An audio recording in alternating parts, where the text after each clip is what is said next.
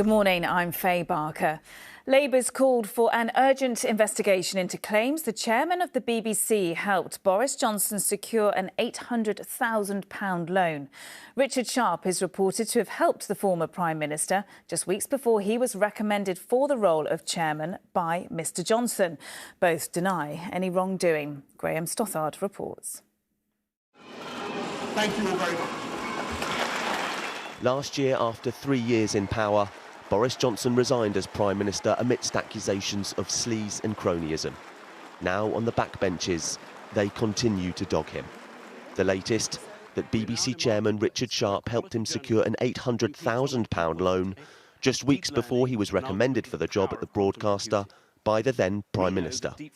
According to The Times, Mr Sharp helped introduce multimillionaire Sam Blythe, who wanted to act as the then PM's guarantor, to Mr Johnson. As a result, Labour have referred him to the Parliamentary Standards Watchdog and called for an investigation. The party's chairman said the revelations are dragging the Conservative Party deeper into yet another quagmire of sleaze. A spokesman for Mr Johnson, however, has dismissed the claims as rubbish and said all financial arrangements were properly declared. Mr Sharp, meanwhile, told The Times there was no conflict of interest, but questions about the timing of that introduction remain. Graham Stothard, ITV News. Some breaking news in the past half hour. Around 10 people have died and more have been injured in a shooting in California.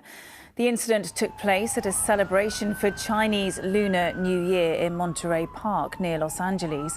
Videos on social media show police responding to the attack and treating victims. More classified documents have been found at the home of Joe Biden. The FBI took a further 6 documents in a search of the president's Delaware home. Biden says he's fully cooperating with the investigation. Peru's been forced to close its major tourist site, Machu Picchu. It follows a wave of anti-government protests across the country. And finally, more details about the weekend of the King's coronation this May have been announced. They include plans for a star-studded concert at Windsor Castle. Vincent McAviney reports. It's the day His Majesty has waited 74 years for, his coronation as King Charles III. After months of planning, we now have some of the details on what's promised to be a historic weekend of ceremony and celebrations. The coronation ceremony will take place on the morning of Saturday the 6th of May. Their Majesties will process from Buckingham Palace down the Mall for what's billed as a traditional but modernised service at Westminster Abbey, conducted by the Archbishop of Canterbury, Justin Welby. Afterwards, they'll process back to Buckingham Palace, accompanied by members of the royal family, before appearing on the balcony. I think it'll be an extraordinary moment for him. And of course, do remember that, as happened with the Queen, she witnessed her father's coronation, and he, as a little boy, did witness his mother being crowned. And so this king, of course, has had plenty of time to think about what his coronation might be. And I think you'll find he will get the balance right.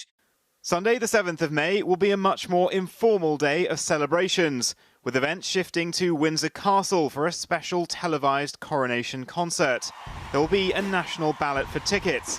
Headliners haven't been revealed yet, but global music icons, a world-class orchestra, dancers and stars of stage and screen are all promised. People are also being encouraged to hold neighbourhood lunch parties. Finally, the Bank Holiday Monday is being billed as the big help out. People are being encouraged to try volunteering for themselves in the hope of creating a lasting legacy from the coronation weekend.